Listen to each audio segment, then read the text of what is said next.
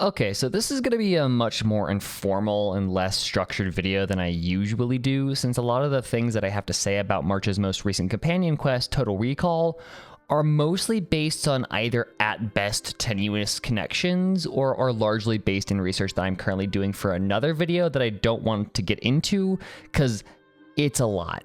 It was an incredible quest though, and I want to talk about it regardless and hear your guys' insights regarding it because yeah, it was great. I encourage you guys to have discussions in the comments because there is definitely something going on here. So first of all, and I promise this isn't going to be like a quest review or anything, this is the only thing I want to say about the quality of the quest itself.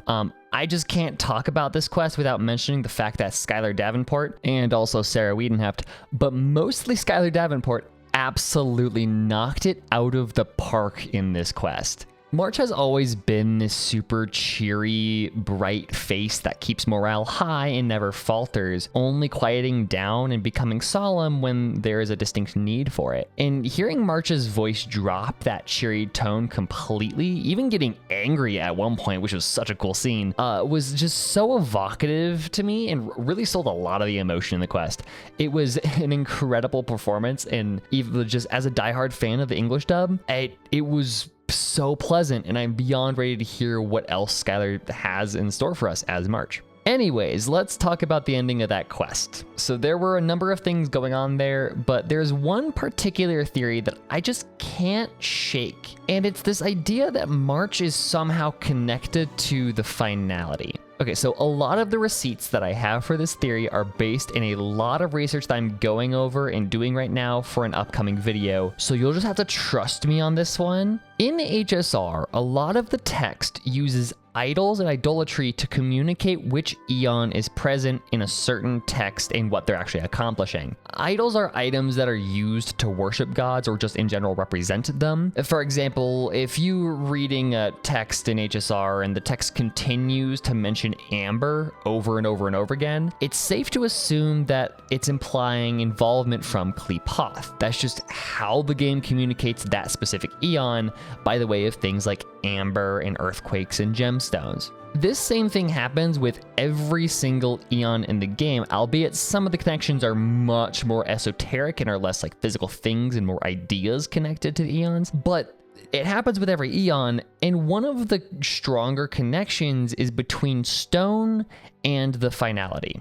Now, again, the receipts for this connection run really deep, so you're just gonna have to trust me, I swear, but the connections are there. Largely where there are particular and specific mentions of stone, especially things either made of stone that usually aren't, or writing in stone, then that signifies the presence of Terminus. Another aspect to finality that is much more widely accepted is this idea that somehow they move backwards in time. But a bit of information that was pointed out to me by Homo Labs suggests that they might not be going backwards at all. It's that everybody else are the ones going backwards. See, in GGZ of all games, it was like suggested that in that game, time works backwards from how we see it in our world. Like when we think about time, we think about one event leading to the next event leading to the next, which is to say that the past causes events in the future. In the terms of the Hoyoverse code, this means that the past predetermines the present and the future. But GGZ puts forward the idea that in their universe, the future is what predetermines the present. And just like to us, how the future doesn't exist and the things that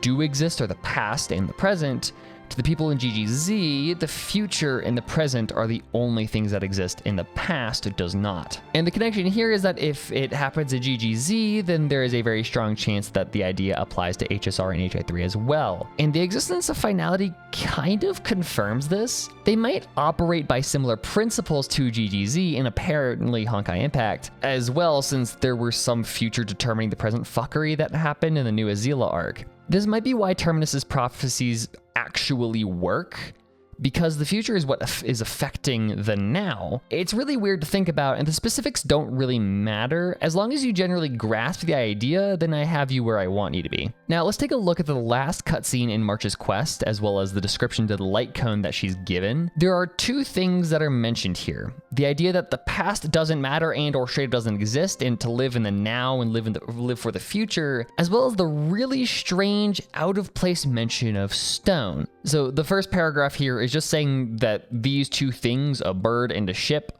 aren't going to look back at the disasters or the really scary parts of their life. Instead, they're just gonna keep moving forward. What's interesting here is that these are the two things that Akavili is usually tied to, since their name is probably taken from the Latin term aquili, which can either refer to the north wind, being of nautical importance, and north being of navigational importance, obviously, or just straight up being an eagle. So in a very fancy way, the Memo Keeper and the Light Cone are saying a trailblazer does not look back on their past. Which, okay, sure, I can make an argument against that, but whatever. The text then says that the past is as intangible as a hazy mirage, which is to say that the past just doesn't exist.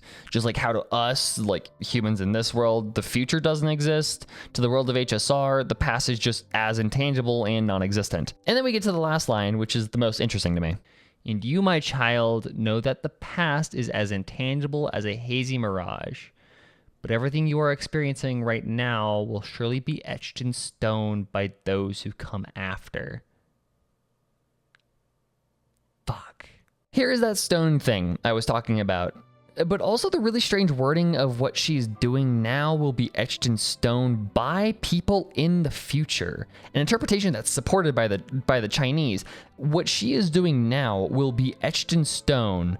Like, the people in the future will sit around a block of stone and etch March's story and actions into that stone. Like, it's weird. That whole thing, to me, really screams the finality.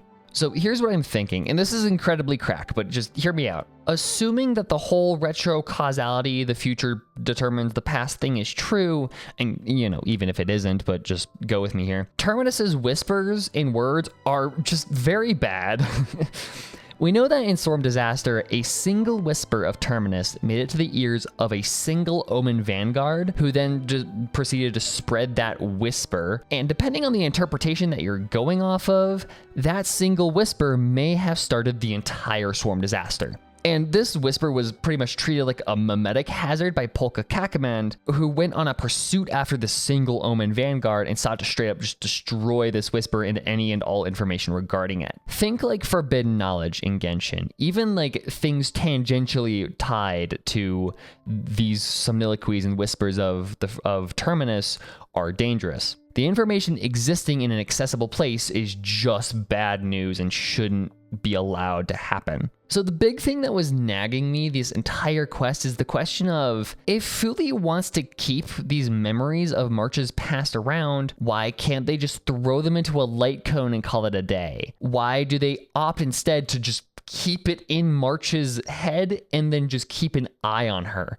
Like, it feels like it's more effort than it's worth. Whatever is in March's past is so important that Fulia is going to go through the extra trouble of keeping it around while also being so dangerous that it just can't exist in a light cone for some reason. And the only thing that I can think of that fits the bill is something related to finality. This also could largely explain why the Memo Keeper was insisting that March's past was locked away in order to protect her. Things would go south if she was able to remember that information, and in order to contain it, March's memories were sealed away. Maybe that's not like the larger goal of keeping March's past sealed away, but that it is true. Like, if March has memories of something that Terminus said to her or something, then, it would be keeping her safe to keep that locked away, but it's also, keeping the entire fucking universe safe while they're at it. And, I will fully admit that there are problems with this theory.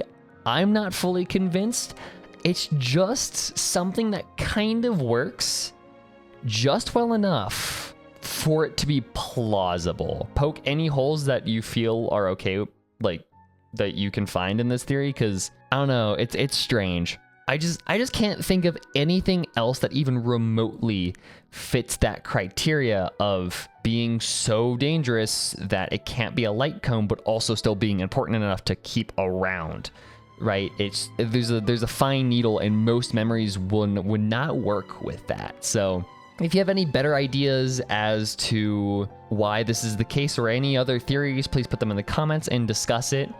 I would love to hear y'all's thoughts about this and this quest as a whole. Anyways, that's all I have for today. I'm currently working on a big ol' video analyzing Storm Disaster lore, specifically the Trailblaze secrets, so keep an eye out for updates on that. If you enjoyed this video, please consider subscribing. That would mean a lot. And if you want to go above and beyond, you can try joining, because I need to remember to plug that.